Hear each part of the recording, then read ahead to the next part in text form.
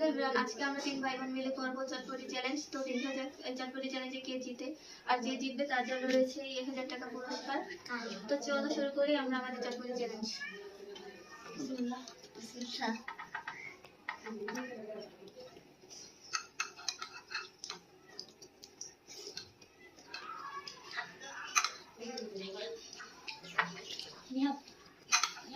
সামনে করব না।